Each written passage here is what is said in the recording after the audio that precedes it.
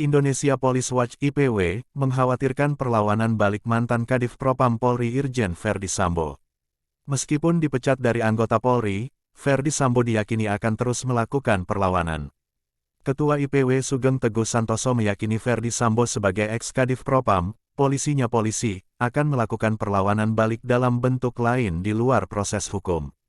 Salah satu upaya perlawanan yang dilakukan yaitu bukan tidak mungkin Verdi Sambo akan mengungkap dugaan pelanggaran yang dilakukan oleh sejumlah anggota Polri. Pak FS ini polisinya polisi. Dia memegang banyak informasi terkait dugaan pelanggaran polisi yang sampai saat ini kita tidak tahu, kata Sugeng seperti dikutip dari dinding.tv, Senin, tanggal 19 September tahun 2022. Sugeng mengatakan sejauh ini Verdi Sambo belum buka suara mengenai upaya perlawanan tersebut meskipun lewat pengacara pribadinya. Namun demikian, kata Sugeng, pihaknya mempunyai dokumen-dokumen yang memiliki sinyalemen akan ada upaya perlawanan di luar proses hukum. IPW punya dokumen-dokumen itu yang pernah saya sampaikan dalam satu sinyalemen bahwa akan ada upaya perlawanan di luar proses hukum yang terjadi melalui pendiskreditan, ujar Sugeng. Meskipun sudah dipecat, Sugeng mengingatkan bahwa Verdi Sambo masih memiliki teman di instansi Polri yang bisa membantunya untuk melakukan perlawanan. Oleh karena itu, upaya-upayanya di luar, komunikasi segala macam, kan beliau masih punya teman-teman segala macam, kata Sugeng. Lebih lanjut, Sugeng mengatakan ada beberapa upaya perlawanan yang dilakukan Verdi Sambo telah membuahkan hasil. Pertama, Sugeng menuturkan soal tidak ditahannya istri Verdi Sambo, Putri Chandrawati dalam kasus pembunuhan berencana Brigadir Nofriansyah Yosua Huta Barat atau Brigadir J meski statusnya sudah tersangka. Kedua, isu pelecehan seksual terhadap istrinya Putri Chandrawati yang tetap mengemuka di tengah proses hukum kasus pembunuhan Brigadir J.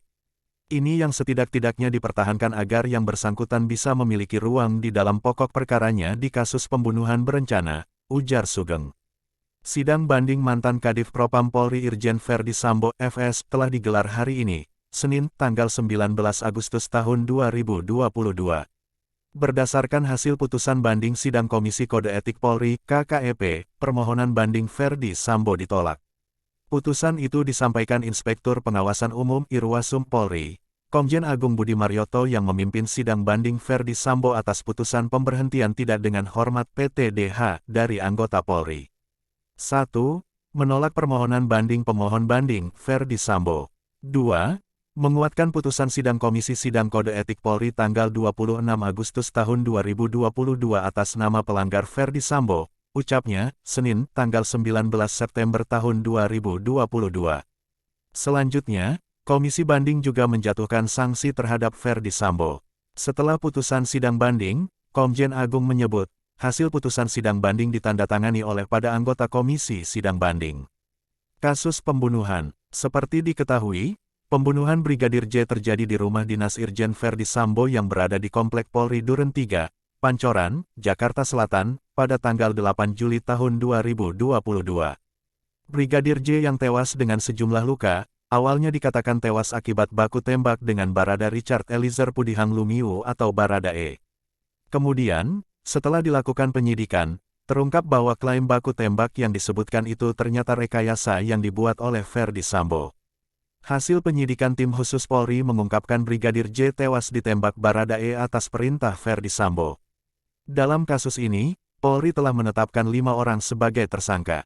Mereka antara lain Irjen Verdi Sambo, Baradae, Putri Chandrawati, Bribka RR atau Ricky Rizal, dan Kuat Ma'ruf. Atas perbuatannya, kelima tersangka dijerat pasal pembunuhan berencana yang termaktub dalam pasal 340 subsidiar pasal 338 junto pasal 55 dan pasal 56 Kitab Undang-Undang Hukum Pidana (KUHP) dengan ancaman seumur hidup dan hukuman mati.